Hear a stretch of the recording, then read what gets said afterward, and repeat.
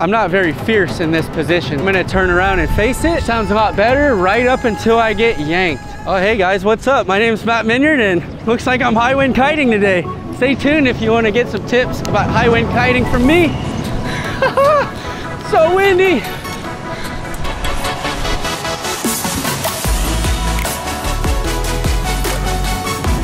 Hit the like button, subscribe, shift your feet, pull that brake a little bit, and get the glider to stand up. From here, you can do your first Cobra. Nice. This is not to teach you how to kite, but this is to teach you how to kite better than you already kite. It'll show you how to do high wind kiting, how to perform a couple of my favorite things that I use to stay out of trouble, stay out of getting dragged. If I get dragged, we'll show you. I'm not planning to get dragged, but it's really strong out here. The windsock's flipping and jumping, and I'm having a beginner wing overhead, which is quite the opposite of what I'd normally choose for high wind.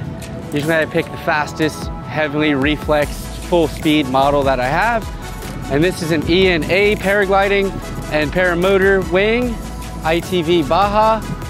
And with the trimmers all the way down, it actually penetrates the wind quite nicely. And I really like it. So I want to show it off, show you all about how to do it. So essentially when you kite and you're in high wind and strong conditions, you get picked up like I'm getting picked up right now. So the first thing is that instead of your traditional forward-facing stance that you want to have, I'm not very fierce in this position, so I'm going to turn around and face it, which sounds a lot better, right up until I get yanked. Then if I hold my grip here and I get yanked, I will probably untwist, flailing, lose my body position, crash on my back. So instead of doing all those things while I'm twisted, I'm going to let go of my grips, no rush. I'm going to take over my controls with my arms straight. So with my arms straight, I will not untwist when I get picked up, and it's just way better to be under control in this position. So better than this position is on the line direct with your elbow bent on the side of your body. This is what we teach and what we do in strong conditions, and it really helps out when you get picked up so you don't untwist. So you can pull a lot of brake, it works just fine. You do whichever grip you want, but something without this crossed arm position is what I'm talking about. So if you're facing it and it's truly strong out, you don't want to have your arms crossed. You want to let go, take your control straight. Other pitfalls are people who try to pass the toggles to each other. They tend to lose control. So it's let go, take them straight again. And then I said, hang your hands on the lines, direct, elbows dropped.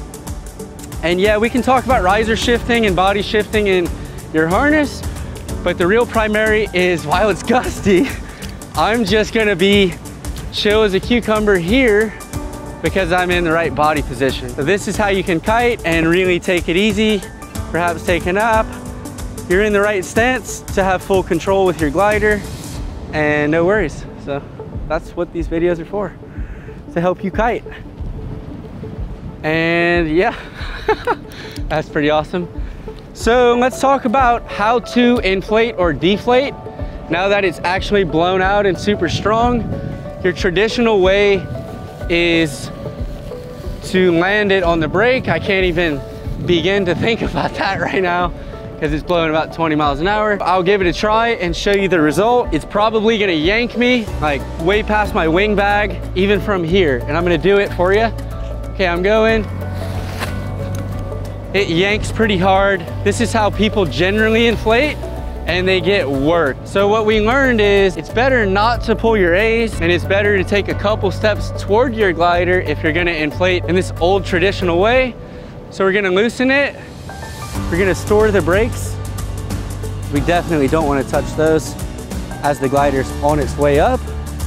We're gonna get in the center and then we're just gonna back up, let the glider do its work, and it comes up, it's quite dampened, and then we can steer, get it under control. So that's the best way to do it. A moment ago, we tried pulling the A's and pulling the brakes and just got worked. So just know that we are going to try on camera the old technique, and Notice how I walk towards it, it's easy. Let's try the old ways that is written in the book. See how well that works. So we're gonna use our A's, we're gonna use our brakes, we're gonna be fierce. And it just takes you for a ride, trying old techniques on new wings. So better than that, we're gonna learn Maddie's technique right here, right now, because that's the point of the video. And I would suggest kiting on your rear riser. Pinkies are up, thumbs are down.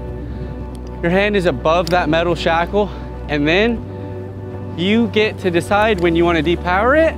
You don't have to get yanked or take any steps. I'm gonna walk towards it, and I prefer a Cobra Inflation, but just for this video, for you, if you've depowered it, don't know what a Cobra is yet, you didn't finish the video, you just inflate like this. And it's quite nice. So that's how I suggest inflating, and it gets better. So I will put my wingtip down. So that pink one is the right side wing. My right hand is missing from the toggle, I don't need it. If I point my toes to the right, it goes in the ground. If I point my toes to the left, it actually leaves the ground and helps my glider inflate. So more on that later about Cobra tips. We're gonna begin with how to set up the Cobra. So you've got to kite and maintain your lines tight. Let off the right brake, we don't need it. Point your toes to the right. That helps it bank into the ground. We're just gonna let it fall. I'm just gonna walk towards it. That's perfect. For the Cobra to work, I'm just gonna use my left hand brake. My right hand is on the split A, which is on that downwind wingtip. The wind is from the pink side all the way to the yellow. If you couldn't tell, that's the exact wind direction. And what I'm gonna do is point my feet into the wind first.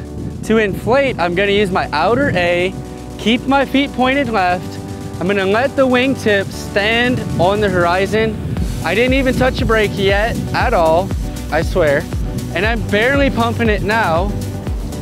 I'm keeping those cell stitches on the horizon. It's actually my only job. And then I'm barely finessing this brake, leaning left, feet are still pointed into the wind. And when it's overhead for the first time, I'll take my right brake. And then you apply power, and as you can imagine, you're gone. So, Cobra Inflation prevents you from getting yanked. So if you want to see another yank, let's do it. This is old school technique that you're probably doing if you're not aware of the new stuff. So old technique is fight it and act fierce, and then use the A's, and then of course hit the brakes hard after. So let's try that old way. Doesn't really help. You know, it's hard to do that wearing a paramotor. So what I suggest is lay it down for a Cobra, just like I showed. I'm just patiently waiting. Oh wow, I'm gonna turn my feet to the right, the glider falls. I can pull this brake, and then the Cobra Inflation is quite easy. It just rolls right up and you don't get yanked. So that's the benefit of the Cobra. Woo! I'm getting yanked. We can do it on this side if you guys want to see both. So we're gonna put it down on my left. Lots of people make mistakes and pull the brakes here. I don't. I just wait for it. Still waiting. I still don't want to pull my brake. It's so windy. Now if I pull my right brake, I have to run towards it. That's another mistake. People keep it too tight. So I'll show you how to prepare a Cobra, just so you understand. It has to be truly windy enough for the glider to fly. So if the glider isn't actually in the air, it's not windy enough for a Cobra.